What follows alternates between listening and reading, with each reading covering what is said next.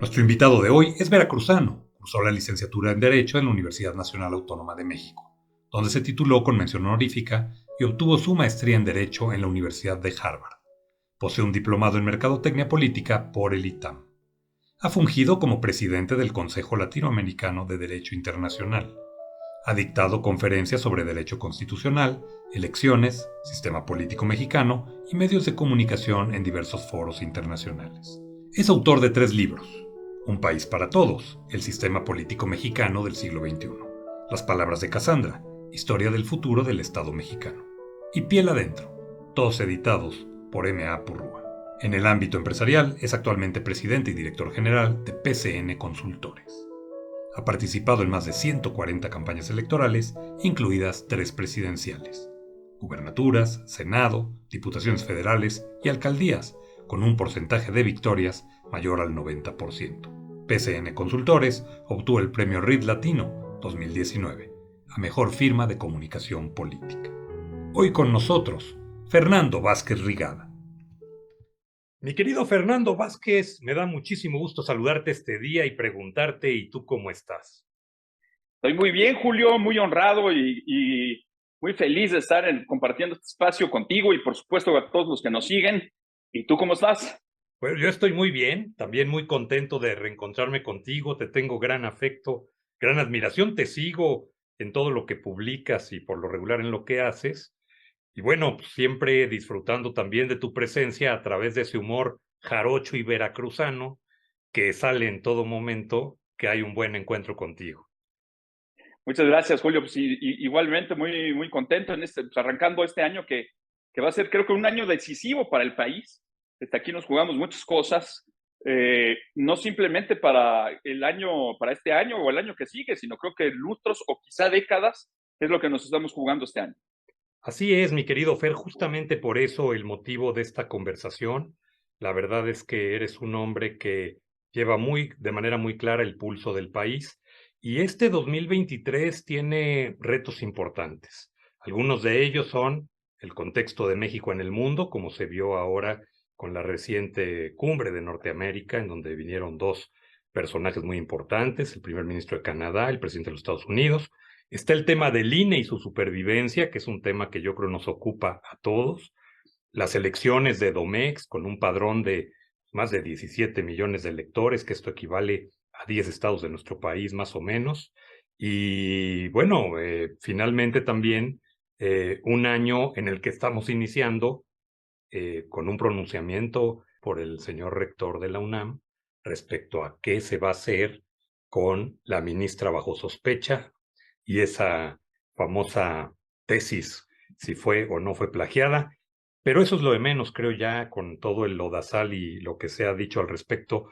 Creo que por dignidad haría muy bien la señora ministra en dejar su cargo. Pero tú eres alguien egresado de la UNAM incluso. Tú nos podrás decir tu sentir. Así que te puse 326 temas en el inicio. Escoge el que quieras, mi querido Fer.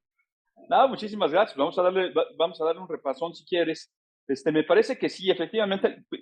Primero, en el ámbito internacional, yo creo que estamos viviendo algo muy complejo. ¿Y por qué hay que abordarlo? Pues porque México, aunque no le guste al partido en el poder, pues está conectado al mundo.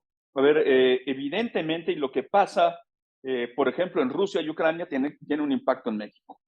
¿Qué es lo que vamos a ver, me parece, de las relaciones internacionales que puede afectarnos más? Pues a los que estamos en tierra, a los que vivimos en el día a día. Yo creo que hay dos temas importantes. Uno va a ser el tema económico, eh, en donde la mayoría de los analistas pues dan por descontado que va a haber una recesión. No sabemos en este momento qué tan fuerte va a ser esa recesión. Al parecer, eh, el tema de que se detenga, que eso es una recesión, que se detenga la economía, va a afectar primordialmente a Europa. Parecería que Estados Unidos va a tener también posiblemente una recesión, pero más suave. Y esto es importante porque finalmente Estados Unidos es la locomotora que arrastra la economía nacional, nos gusta o no, así es. Sin embargo, está ocurriendo ayer, justamente, el gobierno de Estados Unidos ha llegado al techo de su deuda. Tiene en Estados Unidos una ley la cual no puede rebasar un límite de endeudamiento y ayer se llegó a ese límite de endeudamiento. Entonces, el problema que estamos enfrentando es que la mayoría de la Cámara, que es republicana, no le quiere aprobar al presidente aumentar ese techo. Si eso se extiende durante mucho tiempo, va a traer presiones adicionales sobre las finanzas de los Estados Unidos y eso puede afectar a México y al peso. Entonces creo que son dos temas importantes. Y el tercero que le está afectando a muchísimas familias en México es el de la inflación. La inflación es un tema que golpea directamente y lamentablemente a los hogares más humildes. ¿Por qué? Primero porque el índice de inflación le está pegando sobre todo al precio de los alimentos, a lo que come la gente. Y eso afecta lamentablemente a los hogares más humildes. Las personas que tienen menos ingresos, el 40% que tiene menos ingresos, paga más inflación de lo que pagan los que tienen. Entonces, digamos que en el ámbito internacional, Julio, pues vamos a tener un año de incertidumbre, a mi juicio, en donde no va a haber mucha claridad de cómo se van a ir moviendo los mercados y tenemos que tener la inteligencia como país para aprovecharlo. Yo creo que un ejemplo claro es, pues con este problema que tiene Estados Unidos y China, no estamos aprovechando en la medida de lo que podríamos, que hay muchas empresas de Estados Unidos que están saliendo de China y que están buscando mejores condiciones en general para poder producir y conectarse a ese mercado que sigue y seguirá siendo durante muchos años la economía más grande del mundo, la de Estados Unidos, pues se instalan en México, ¿no? El famoso Lo estamos viendo nearshoring. en el nearshoring, así es. Nos están cayendo inversiones, afortunadamente, pero creo que hay que decirlo, nos caen por dos temas, por gravedad y el otro porque de pronto encontramos buenos gobernadores. O sea, están llegando inversiones pese a la incertidumbre que ha generado el gobierno federal. Imagínate qué sería del país si tuviéramos un gobierno que impulsara y diera certidumbre a las inversiones. Efectivamente, y en este caso que hablas de un gobierno exitoso, cito el de Mauricio Curi, te ha tocado participar no solo en el triunfo de esa llegada de Curi a la gubernatura, también te tocó participar, entiendo, en esta nueva fórmula que se hizo en Durango, un Durango en donde por primera vez en México, en los tiempos recientes, se pone en marcha un gobierno de alguna manera llamado, no sé si es el término correcto, pero coalición, pero donde hace un esfuerzo que para el ciudadano común de a pie es más que llamarlo coalición, yo lo llamaría un T en B, un todos en bola, donde Sí, unos contra otros y que gane el mejor, pero solamente dos grandes opciones, ¿no? Entonces eso facilitó el camino. El gran reto de Durango, creo yo ahora, es demostrar y dar sostenibilidad y sustentabilidad a ese triunfo en que todo el mundo siga contento y siga jalando parejo, pero es otra historia, no me quiero distraer en eso, aunque lo señalo como un gran éxito. Regresando al tema del nearshoring, la atracción de inversiones, efectivamente la zona del Gran Bajío es la zona que tiene un potencial enorme para recuperar esa vocación. Los estados del norte del país están trayendo muchas inversiones por cuestión geográfica también, pero efectivamente, más allá de sentarte a esperar a que lleguen esas inversiones, tendrían que estarse yendo a buscar, como la busca muy bien el gobernador Curi, y no estar sentados esperando a Godó, como aquellos que uno de ellos murió, recordarás, por seguir esperando. así es colgadito. Entonces, ahora sí que lo dejaron colgado. Pues sí, efectivamente, mira, mientras nosotros platicamos, está el foro de Davos y el presidente de la República está defendiendo a Claudia Sheinbaum, a quien con todo cariño, pero también de manera peyorativa, le dice corcholata. Las corcholatas, a mi juicio, es algo desechable, ¿no? Pero bueno, pues ese es el drama de lo que está viviendo el país, cuando la gente está sufriendo porque no le alcanzan los salarios y la mejor forma de aumentar los salarios, pues es tener más empresas que les enseñan a producir mejor y les paguen mejor. Ese es el drama de esto. El presidente, si mal no recuerdo, pues creo que nada más ha salido un par de veces del país, a Estados Unidos, y eso casi cuando lo han llamado o lo han citado a comparecer. Por él no saldría, quería ir a Cuba, quería ir a Perú, a ver, pues los cubanos, francamente, ¿en qué van a invertir en México? Si creo que ya ni por el cambio climático ya ni puros coiba producen, imagínate. Contrario, nos salió muy cara la visita porque hasta un depósito dejamos por ahí. Así es, efectivamente, así Entonces, es. Y el otro tema, pues, es la cosa política que vamos a ver este año, que va a estar sabroso, ¿no? a eso quiero ir justamente, Fernando, para los amigos que nos están viendo. Fernando, además de ser un extraordinario amigo al cual le tengo gran afecto, Gracias. un hombre muy destacado, pero es un hombre también que ha trabajado arduamente en la consultoría política. Se ha destacado por ganar un gran número de elecciones, participar en gran número de elecciones, y ello ha sido sumamente exitoso. Pero a ver, aquí yo quiero poner este contexto para que tú nos orientes un poco. Este año 2023 es clave para el 2024, Fer. Recordemos un poco qué pasó en el 2021, las elecciones en la Ciudad de México. Morena pierde un gran número de alcaldías o municipios hoy en día, pero el 2021 recordemos que si yo mal no recuerdo, se eligieron más de 21,000 cargos de elección popular, 15 gubernaturas, 27 congresos, ayuntamientos en 30 estados. Este, pero ¿qué hay rumbo para el 2024? ¿Qué fue lo que pasó?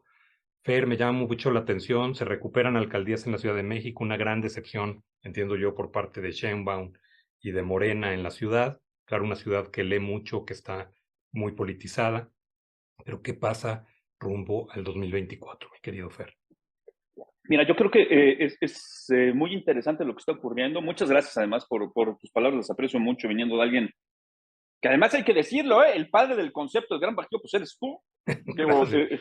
los demás estaban así como que cada quien jugando el juego de Juan Pirulero y tú estás haciendo un gran esfuerzo para articularlo, que hace mucho sentido, además. Junto con Fede 15 Felicidades. años y Marcelo López, debo decirlo, Muy junto bien, Fede excelente. y Marcelo, claro. Gracias. Muchas felicidades. Gracias, gracias. Yo creo que está ocurriendo algo interesante. Mira, eh, me parece que el 2021 sentó un precedente no menor.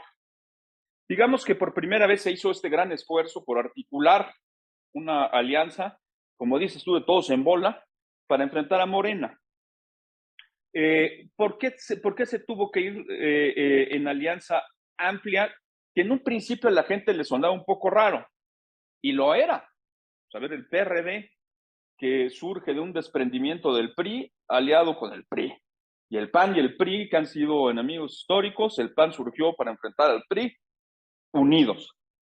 Porque estamos en un riesgo terrible como país. Nuestra democracia está en riesgo y hay que decirlo con toda claridad, la clase media mexicana está en peligro de extinción. Lo que estamos viendo es un asalto a la libertad, a la democracia, a la forma como aprendimos a convivir, a producir. Todo eso está siendo atacado de manera sistemática y permanente por Andrés Manuel López Obrador y su partido político Morena. Entonces, si no sumábamos en ese momento a todas las fuerzas opositoras que tuviéramos, pese a estas diferencias que he señalado, tuviéramos un énfasis en defender la democracia, la libertad y la prosperidad de México, lo vamos a perder. Y el experimento en el 2021 yo creo que fue ambivalente, fue, digamos, de claroscuros. Tuvimos un éxito muy importante en el Congreso Federal, en la Cámara de Diputados, porque ahí Morena tenía la capacidad, junto con sus aliados es un decir, son más como sus empleados, por no usar un término más duro, en, en respeto a la audiencia, tenían el control suficiente para modificar la Constitución y por eso hicieron una serie de atropellos terribles. Eso se le quitó y no es un logro menor. Ahorita haré el recuento de qué se ha logrado con ello. Y después el tema que bien señalabas de penetrar en la mitad de la Ciudad de México, que es la joya de la corona de Morena y la cuna del López Obradorismo. Esas fueron las luces del resultado de esta alianza. Lamentablemente no tuvimos la potencia necesaria para frenar el avance de Morena en los gobiernos de los estados. ¿Qué fue lo que ocurrió? Ocurrieron tres cosas. Una, Morena no tiene empacho en violar la ley. O sea, claramente ellos tienen un proyecto en donde si tienen que violar la ley y atropellar lo que tengan que atropellar, lo van a hacer. Entonces vivimos en muchos casos elecciones de Estado. En segundo lugar, hubo como nunca antes en México, bien señalabas, Julio, yo tengo 18 años de ser consultor político, más de 140 campañas, y nunca había visto el nivel de intervención del crimen organizado como lo vimos en las elecciones del 2021 en los estados, particular, aunque no exclusivamente, Sonora y Sinaloa. Algo verdaderamente asqueroso y muy preocupante. Tercero, yo creo que también las oposiciones debemos aprender las lecciones de estas derrotas y no simplemente quedarnos así diciendo, no, pues estos violan la ley y meten a los malos, etcétera. Nos hace falta hablarle mejor a la gente y explicarles qué es lo que nosotros ofrecemos, no solamente a qué nos oponemos. Tenemos que darle una alternativa a las personas para que voten en contra de Moreno. Y eso, al estar ausente en muchas de nuestras campañas, ¿qué fue lo que ocurrió? La gente no salió a votar. A ver, es increíble que viviendo el momento tan crítico que estamos teniendo en el país, la gente se haya quedado en su casa, Julio. Fíjate, normalmente el nivel de participación para renovar la Cámara, que era central, era en las elecciones intermedias, como fue la del 21, del 47%. Ahora se lograron Aquí salió 6 puntos más, se lograron ahora tan solo. 53. Pero ¿cómo puedes entender que 47 de cada 100 electores haya quedado en su casa? Yo te lo digo, ¿Cuándo? yo te voy a decir por qué. Es el ¿Sí? gran tema. La apatía, la maldita apatía que tenemos los mexicanos de que este país pareciera que no pasa nada. Y otra es, te voy a decir por qué no salieron a votar ese 47%. Porque ese 47% restante, Fer, eh, no fuera que tuviera algo más importante que hacer, es que sabía que nosotros, los que sí nos comprometimos, íbamos a ir a hacerlo por ellos. Esa es la maldita situación de México. Es un conformismo espantoso. Y después, fíjate que lo que es muy pues, injusto y hasta frustrante de pronto a los que sí estamos en esto, picando piedra y tratando de hacer lo que podamos, es que muchos de ese 47% te dicen, es que no hay oposición, es No, que no claro. hacen nada. No, pues sí, a ver, mientras tú ves la tele, nosotros estamos aquí y luego todavía nos reclaman que no hay oposición. Es una pregunta Claro que hay que diario oposición. sale, ¿eh? Oye, ¿hay oposición? Diario te lo Sí, preguntan. Pero también hay que hacer una reflexión importante. Y con esto te dejo hablar porque tú eres el invitado, pero no no, voy a por hacer favor. esta acotación. La Alianza va por México. Fíjate que yo veo dos cosas. Aquella marcha que se dio de ciudadanos, no la de Estado, la de ciudadanos, ¿Mm? antes de fin de año, esa marcha que fui y la viví, nadie me la platicó.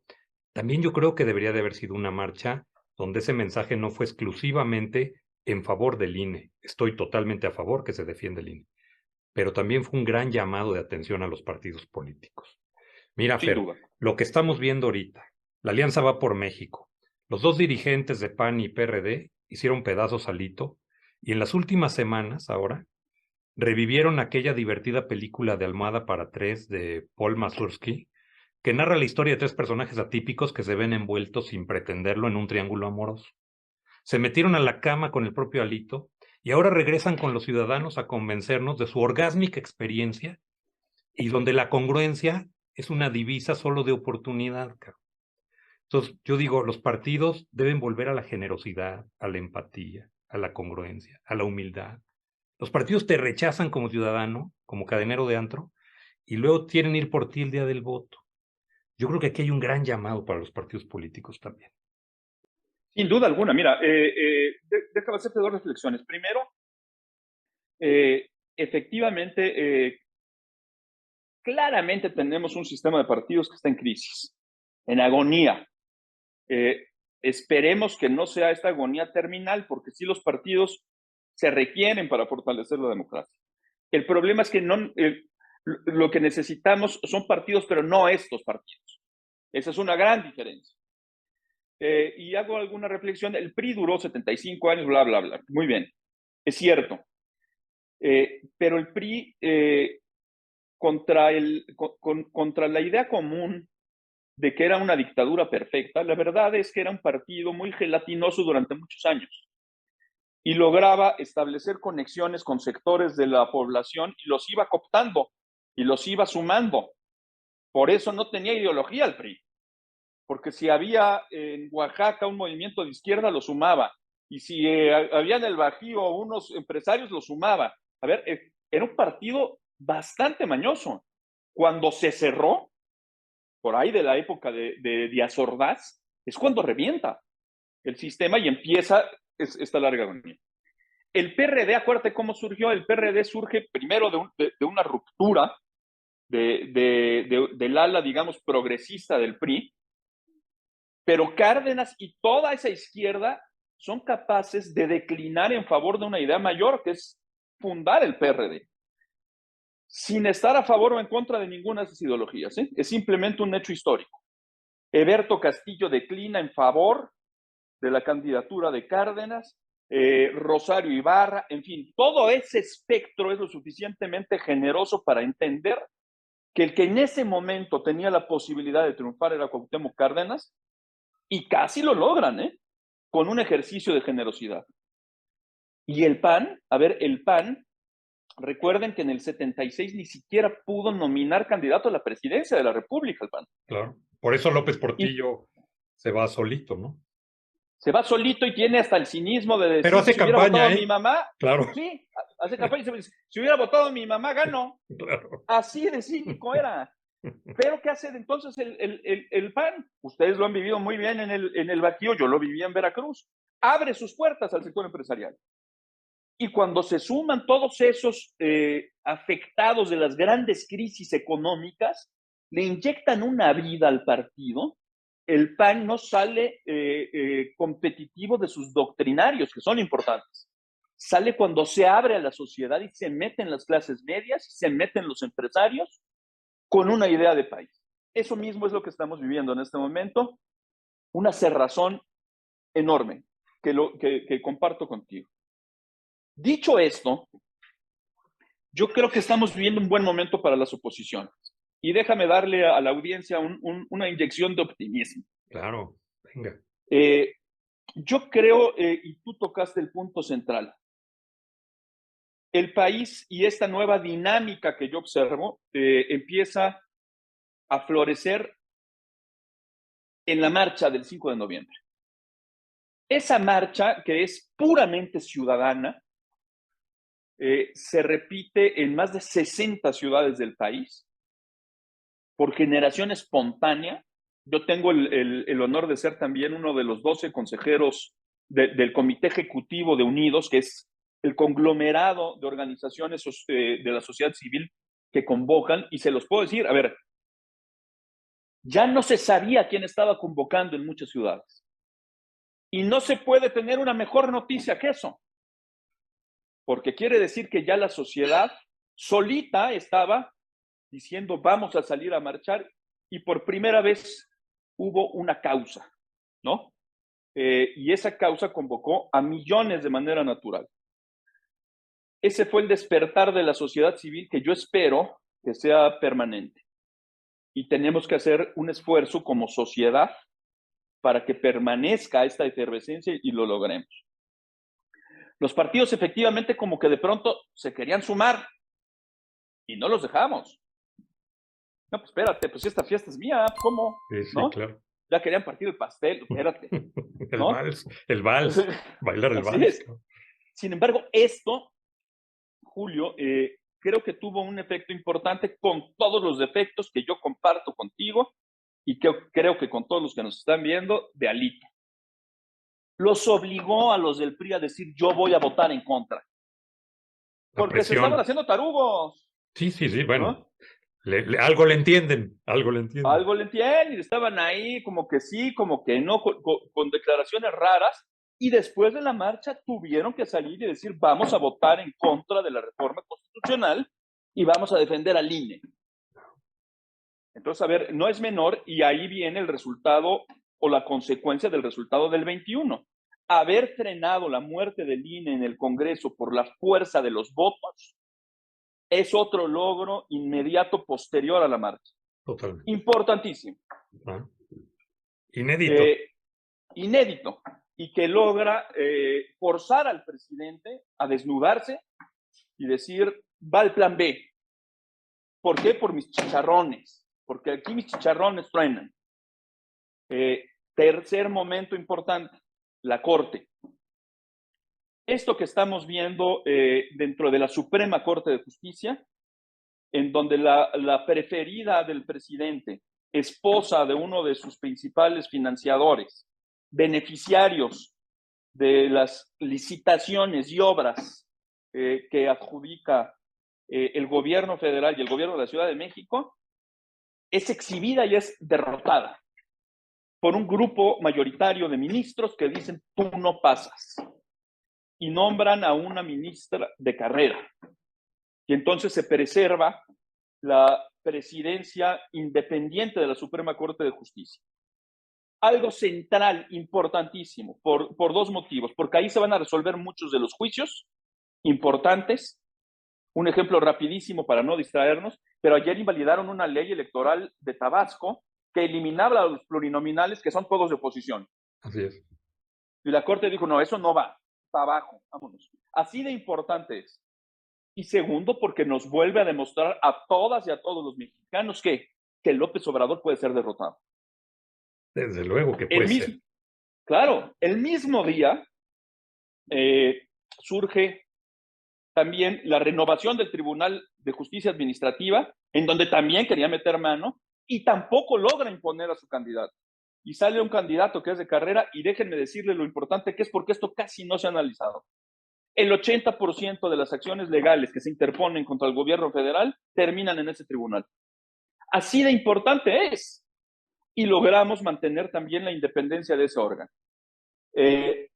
Y al final, creo que pese efectivamente a este mensaje de almohada para tres, ¿qué ocurre después? Que la sociedad civil dice, espérame, está bien, vamos a ir en bola, pero en la bola también estoy yo. Y yo quiero discutir las reglas y el modelo y el método. Entonces me parece que por el lado nuestro estamos viendo una efervescencia que espero se mantenga, que la gente está tomando conciencia de que estamos en un riesgo mayúsculo y que podemos ir integrando entre todas y todos un proyecto de nación y una alternativa de salida para este desastre. Y al mismo tiempo, afortunadamente, estamos contando con graves errores de ellos, particularmente el del metro. A ver, lo del metro fue un desastre.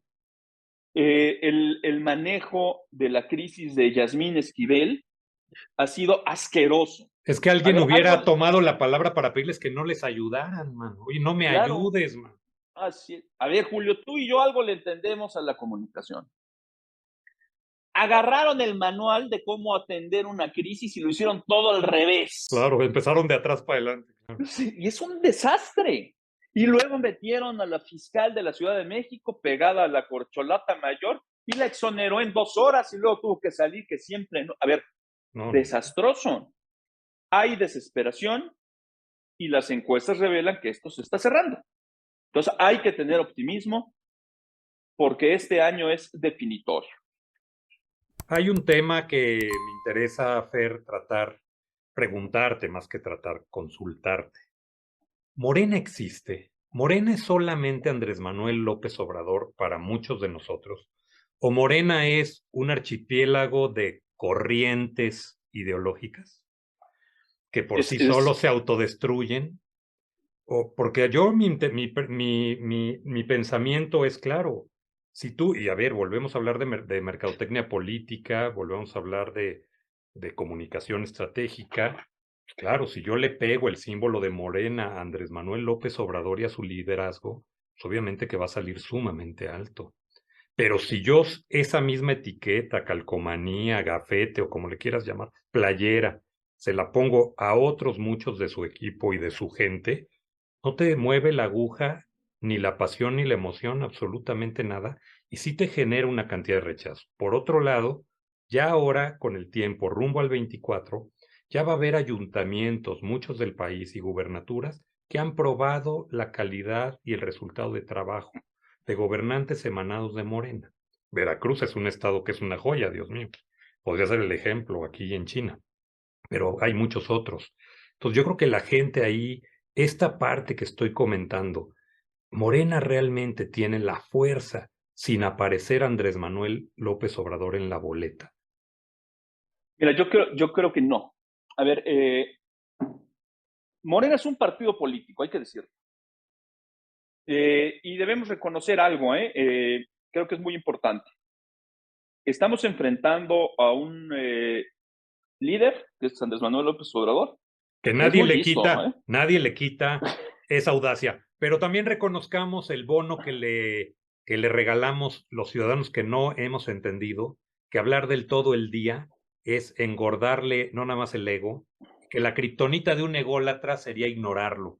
Pero El los ciudadanos silencio. creemos que hacer debate y oposición es hablar de él y replicar lo que nadie supo en la mañanera porque nadie la ve. No es resultado de la mañanera, es el resultado de todo lo que se comenta en cafés, en Twitter, en tal, de lo que dijo el señor. El día que entendamos a ignorarlo, probablemente podemos equilibrar. Sí, en el 2017 lo platicamos tú y yo, no sé Sí, si te claro, acuerdes. sí, sí, lo Estábamos recuerdo en alguna perfecto. aventura por ahí y dijimos, a Por ver, eso lo traigo a colación. ¿Cuál es la la kriptonita es kriptonita? el silencio, eso es lo que Bueno, hay que hacer con este hombre, no es el más. silencio. Pero bueno, este está listo que a su partido político no le puso la sigla partido, le puso movimiento. Y nunca lo van a escuchar decir el partido, siempre dice nuestro movimiento, Claro, la causa, movimiento para claro. aquí, movimiento para allá, porque la palabra partido está terriblemente desgastada, es un partido, y eso hay que repetirlo. Ahora, es un partido que está lleno de piezas que nada más tienen una unión, que es López Obrador. Cuando empiece a perder poder López Obrador, que eso ocurre, eso es un ciclo histórico, yo creo que se va a empezar a desgajar. Fíjense, sale Ricardo Monreal y se revela. Ahí lo traen, pero ya está calando ese liderazgo y esa influencia que antes era incuestionable. Marcelo Ebrard dice, a ver, yo quiero cancha pareja contra la corcholata mayor aquí, desafiando a una clara preferencia que tiene el presidente. En Durango, un senador y parte de los integrantes del ayuntamiento de Gómez Palacio se rebelan a la imposición de la candidata. Y bueno, Coahuila se les acaba de ir el subsecretario de Seguridad Pública y se va a competir por el PT porque no aceptan la imposición que a su juicio se le hizo de candidato en Coahuila a Morena. Entonces empieza a resquebrajarse, y eso es el sentido, me parece, de lo que va a ocurrir en el futuro que bien señalas. A ver, es clarísimo que en el momento en que López Obrador defina su sucesor, es una regla del sistema político mexicano.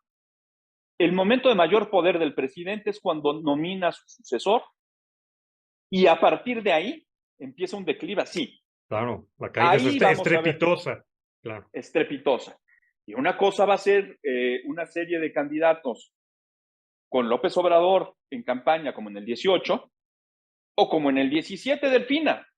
A Claro. ver, López Obrador se aventó cuántos mítines en el Estado de México. Sí, todos, todos, claro. Delfina no era el motor de esa campaña, era López Obrador que se metía. Yo creo que va a haber otras condiciones y algo central que tú señalabas. Ha habido veintitantas, no recuerdo el número exacto, pero veintitantas sucesiones estatales del 2019, digamos, a la fecha. En ninguna elección, creo que nada más hemos ganado 5 las oposiciones. En ninguna ha estado en juego, con la salvedad de Baja California, un gobernante que haya sido de Morena, para refrendar su gobierno. Es decir, los votos de castigo han sido contra gobiernos de oposición. Yo quiero ver si la gente en Puebla va a votar por la herencia de Barbosa, en No, en Veracruz Veracruz, por por la favor. herencia de Cuitláhuac, en Morelos por la herencia de Cuauhtémoc. Pobre, pobres emperadores aztecas, qué No, no, es friega que les sí, están les metiendo. partieron la Ellos no tienen madre. la culpa. Claro, es más, ya por ley deberíamos de impulsar una iniciativa que está prohibido agraviar a Sí, a cualquiera, los héroes. a Sí, los héroes, sí, sí, claro. no puede ser. Pobrecito, O, pobrecito. a ver, incluso en la Ciudad de México, a Claudia. A ver, ¿de veras van a querer con el desastre del metro y todo lo que está ocurriendo? Entonces, ese va a ser un juego nuevo, ¿eh? Porque hay que recordar que en el 24 se juegan 5 de los 7 padrones más grandes del país. Estos que señalé, más Jalisco y Guanajuato. Y Puebla, Entonces, a ver, Veracruz, claro. Ujú. sí, Puebla, Veracruz, Guanajuato, la Ciudad de México, Jalisco, Chiapas, a ver, vienen temas importantes y ahí puede cambiar la dinámica de padrones que tienen más de la mitad de la lista nominal, ¿eh? Cuidado. Entonces va a haber mucho en juego. Como estratega político, Fer, y perdona que yo sé que las consultas no son gratuitas y entre amigos es un abuso que te pida No, pero aquí esto, queda pero nada más entre tú y yo. entre tú y yo, ya los miles que lo vean, ya les decimos que pues, ahí luego les pasamos el recibo, pero a ver, hay que recordar una cosa, las elecciones se definen con la panza. Una elección es el juego de las emociones, es el juego de los sentimientos. Nos consta que las personas más preparadas, con el mejor discurso técnico, tienen amplias dificultades para ganar una elección, porque sale por otro lado un bufón barato de carpa a decir una bola de cosas que no tienen sentido y de promesas que se antojan por demás absurdas, pero que la gente tiende a creer. Y que el enojo, tu momento de enojo, te lleva en la soledad de la urna a sacar ese coraje y creer que por ello ya hiciste un favor a la democracia. ¿Cómo, como consultor político, cómo hacer una narrativa que le arrebate a Morena este tema de la esperanza? Que Dios santo el cielo, si esa es la esperanza, prefiero no tener esperanza. Pero cómo arrebatársela porque se han adueñado de ella, ¿eh? Eso es una realidad.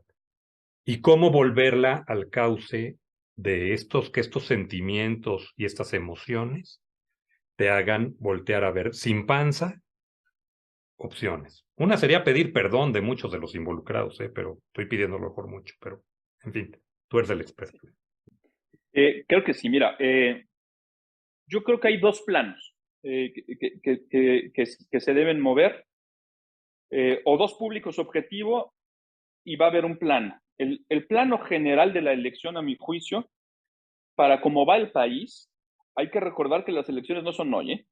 Sí, claro, Esto es claro. importante porque el país va cambiando por Minuto a trimestres. minuto. Ve Estados Unidos, ¿eh? Sí, claro, así es. Me da la impresión, Julio, que va a haber dos planos que van a ser determinantes para un segmento de la población mayoritario. Uno va a ser el tema del orden. Yo creo que la gente se está cansando de tanto desorden. Las clases medias nos estamos cansando de no tener Estado de Derecho, de no tener apoyos, de que se nos agreda, de que no haya una administración pública que nos responda. Eficiente y eficaz. Así es. Y la población en general, incluidas las más populares, se están cansando de un desorden que les está costando la salud y la vida y la tranquilidad. Entonces, si alguien es capaz de tocar esas fibras de esa desesperación, eh, creo que va a poder tener una candidatura potente. Entonces ahí ya el tema de continuidad no va a ser tan sexy, eh, enarbolado por el oficialismo. Creo que esos van a ser los planos. Ahora, me parece que hay dos grandes públicos objetivo, a mi juicio. Uno es las clases medias. A ver, si revisamos la radiografía electoral de las últimas elecciones, donde hay clases medias potentes, ganan las oposiciones. Y las clases medias son los grandes artífices de las transformaciones mundiales, no solamente en México. Obviamente, la gente más necesitada se suma a una causa que enarbolan las clases medias. Francisco I. Madero no era un campesino, no era un arriero, él era un hacendado, harto de lo que estaba ocurriendo, y se rodea de una serie de intelectuales de esa misma clase y levanta un hartazgo popular. ustedes lo conocen muy bien en el Bajío, Hidalgo, Morelos, todos esos, eran del bajo clero. No eran tampoco gente Claro, de la de la clase cúpula, pobre, ¿no? claro, Ni de la cúpula, eran de tampoco. la media. Entonces las clases medias son muy importantes y creo que ahí les tenemos que inyectar, hablando de sentimientos, un sentido de urgencia, Julio, en donde claramente deben saber que esto es en serio y que van a perder todo lo que han trabajado en su vida. Y que cuando se den cuenta y se levanten del sillón en el cual nos se la pasan criticándonos Que no que hay no hay oposición. oposición, Ajá. va a ser, ¿sabes cuándo se van a levantar del sillón? Cuando se los quiten, cuando ya no tengan sillón, cuando lleguen y se los saquen. Y creo que tenemos que tener una gran conexión con mujeres. Las mujeres, este es un gobierno misógino, este es un gobierno que ha despreciado el talento, la valentía y el sufrimiento de la mujer mexicana, las humilla, las confronta, y no hay mejor activista que una mujer. Y las mujeres, yo he tenido el honor de participar, como lo mencionaste, en Durango, en Querétaro, algo poquito, pero también estuve en algunas decisiones en Chihuahua. 3 de los triunfos de los 4 que ha tenido el PAN desde el 2019. Y las mujeres han sido centrales. El voto de la mujer. Central. Eh, Creo que esos son los dos grandes segmentos. Ahora, si no tenemos la generosidad, como tú dices, de que muchos dirigentes ofrezcan una disculpa, y está difícil, ¿eh? A ver, los conocemos, Julio, y estos, pues, No, no, no. Hay un tema que me llama a mí la atención. Fíjate lo que son las cosas. Un dirigente de partido político, sus actos nunca tienen consecuencia. Y todos los ciudadanos, bueno, en primer lugar, los que militan en los partidos, y yo lo digo con conocimiento de causa, milité 19 años en Acción Nacional. Tú mejor que nadie sabes la historia. El día que José Antonio Meade decide postularse a la presidencia, por mi amistad personal con ella y congruencia de yo no ir a apoyar a un candidato de otro partido estando en el PAN, renuncio al PAN. Lo que digo yo es muy sencillo. Los dirigentes de partido no tienen consecuencias. Esa cúpula, ese Olimpo los protege. Y eso sí, el día que necesitan al ciudadano voltean a verlo, queriendo aventar algunas migajas. Yo no sé si a lo mejor leyeron Hansel y Gretel o alguna cosa así, pero les apasiona.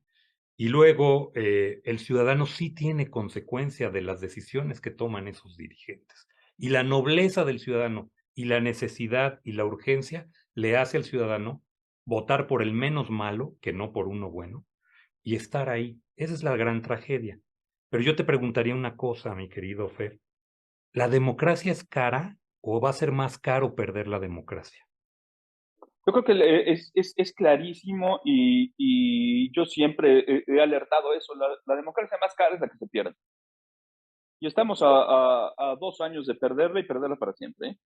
Si no salimos a defenderla, y aquí la democracia se defiende actuando. No No en el solamente, café, ni en el no, Twitter, ni en el Twitter, ni en nada. la sobremesa. Ni Porque en todo la el mundo es bien sobremesa, valiente en la sobremesa, pero así es. invítalos a firmar un desplegado. Invítalos a decir, a pronunciarse públicamente lo que piensan. Pero en cortito te aplauden. Ah, no, bueno. Ay, Julio, qué valiente eres. Sí. Sí, oye, fírmate este desplegado. No, no, porque pues, Me bueno, a ver, compromete, me compromete. así, Claro. este, tenemos que tomar conciencia de que esto va en serio. Esto va muy en serio. Y tenemos que tomar conciencia de algo más, me parece, un poquito cerrando el tema de los sentimientos predominantes de la elección del 24. Uno va a ser de los desencantados. A ver, hay una gran cantidad de gente que votó y votó con toda razón por Andrés Manuel López Obrador, porque estaban hasta aquí de lo que estaba ocurriendo. Yo los entiendo. Y no hemos tenido la generosidad de decirles, está bien, a ver, votaron enojados, está muy bien. Yo en mi experiencia personal, Julio, las peores decisiones que he tomado en mi vida Desenojado, pues claro. han Sí, sido enojados. sí, claro. Pero yo creo que O todos sea, que los se seres me baja. humanos. ¿No? Pues, a ver, soy jarocho, como decía Crispín, a ver, con odio jarocho, y a ver, a las 3 horas me arrepiento. Eso le ha pasado a millones de mexicanos, pero las oposiciones tenemos que tener la generosidad de decir, a ver, entiendo que hayas votado por él, cometimos muchos errores, pero vente para acá, bienvenido, ayúdanos a repensar el país. El Abrir país la hay que puerta, resetearlo. abrir la puerta. Claro, Los partidos son cadeneros de antro, mi querido Fer. Puta, yo sí, así tardé en es. Acción Nacional 11 años en que me dieran la militancia. O sea, como adherente duré 11 años porque por los de algún señor en un escritorio decían, pues este sí no le des más chance porque entonces puede acceder siendo ya activo a algún cargo y entonces no lo dejes. O sea, es castrante la verdad. O sea, mientras esas prácticas no cambien, ¿sabes a quién van a reconquistar para sumar a sus filas? Mientras la congruencia no prevalezca, mientras el ejemplo del que está dirigiendo no diga, pues ahora ya me gustó el platillo y te invito a comer, pero yo me como todos los platillos servidos y me como a mis hermanitos. Oye, espérame, troglodita de cuarta, a ver, espérame tantito, esto no es así, Claro. ¿no? Mira, yo creo que hay dos ejemplos clarísimos. Uno, el principal partido de oposición en México es el PAN. Y de membresía tiene más afiliados las Chivas del Guadalajara que el PAN. Es cierto. Literal, ¿eh? Y con resultados muy parecidos, ¿eh? Con Muy resultados parecido, electorales muy parecidos a los del juego en muy algunos parecido. momentos, que es una Así es. Y tragedia, otra, caray. me da la impresión de que las cúpulas partidarias, que hay que decirlo, ¿eh? Los militantes de los partidos no son sus cúpulas. Hay gente muy Clarísimo, valiosa, clarísimo, hay clarísimo. gente No, muy valiosa en todo el país. incluso en las cúpulas, Hay hay gente, así es. excepciones, hay excepciones. Así es. Ah, Pero los que traen el sartén se quieren repartir un pastel que ya no existe. sí, Eso es lo claro. más dramático. A ver, ni migajas nos pueden tirar, Julio, porque ya no Salivan, hay. salivan sobre lo que no existe. O sea, es que dices Así tú, Dios es. santo, el cielo, ¿de qué estamos hablando? A Sí, ver, así es. Fer, para terminar, porque me estoy calentando, hermano, no te creas. A ver, para terminar, oye, ¿qué México quieres tú para el 2024 y para las próximas generaciones, Fer? A mí me gustaría, para el 2024, me gustaría primero un país despierto, activo, entrón. Como te dije, soy optimista. Creo que lo que ha pasado de noviembre a la fecha puede ser un despertar. México siempre, además históricamente, Julio, aguanta y aguanta y aguanta y aguanta, pero cuando despierta y se levanta, se levanta. Yo esperaría ver eso. Tú fuiste un protagonista central de la campaña del 2000 de Vicente Fox, y eso fue lo que ocurrió. A ver, el PRI tenía la fama de invencible y a punta de votos se tuvieron que ir. Es el país que a mí me gustaría ver un país más incluyente, más generoso. Tenemos un país muy amolado, en donde tenemos que entender los que tenemos la oportunidad de haber recibido estudios y tener una oportunidad económica, que hay mucha gente que no la ha tenido y que tenemos una responsabilidad con millones de familias de impartirles oportunidades y justicia. No buscan otra cosa. Eh, y me gustaría en el futuro ver un país educado, un país con respeto a la ley. Creo que esos dos son los pilares que nos van a sacar de este rezago que tenemos. La educación es la fuente inagotable de generación de riqueza, de respeto, de decencia, de decoro. Eh, y el respeto al Estado de Derecho es la diferencia entre un país desarrollado y uno que no lo es. En los países desarrollados la ley es un muro y aquí es una liga. Si no cambiamos esta forma de entender nuestra vida colectiva como país, no vamos a cambiar nunca. Y por último, creo que esto debería desembocar, ojalá, en un gran país de clase media. Yo soy un creyente de la clase media, defiendo a la clase media. Me encantaría que mucha de la gente que vive en pobreza se sumara a la clase media y que la clase media pudiera ascender a clase alta. Me gustaría un país de emprendedores, un país de gente echada para adelante, innovadora y muy comprometida con la ciudadanía, con un concepto de ciudadanía. Con esto concluyo, tenemos 130 millones de habitantes, pero posiblemente seamos 10 millones de ciudadanos. Y mientras no cambiemos esto, el país no va a cambiar. Mi querido Fer, te agradezco enormemente, me da muchísimo gusto escuchar tus reflexiones, me da mucho gusto y te lo digo, siempre te lo he dicho, que sigas siendo estas personas congruentes, valientes, que se meten, que le apuestan, que Gracias. ayudan a los gobernantes a tomar mejores decisiones, a candidatos a que sean gobernantes, y eso lo has hecho de una manera extraordinaria. Lo valoro mucho. Gracias por este espacio y pronto nos hemos de ver. Aquí estaremos con mucho gusto y te agradezco mucho el espacio. Y aprovechamos para saludar a todo el auditorio y decirles, vamos para adelante para que cuando mañana nos pregunten tú cómo estás, digan muy bien y estoy en pie y dando la lucha por México. Perfecto, mi Fer. Te envío un abrazote y muchísimas gracias. Gracias a ti, Julio. Muchas gracias. Hasta luego. Hasta pronto, buen día. Gracias.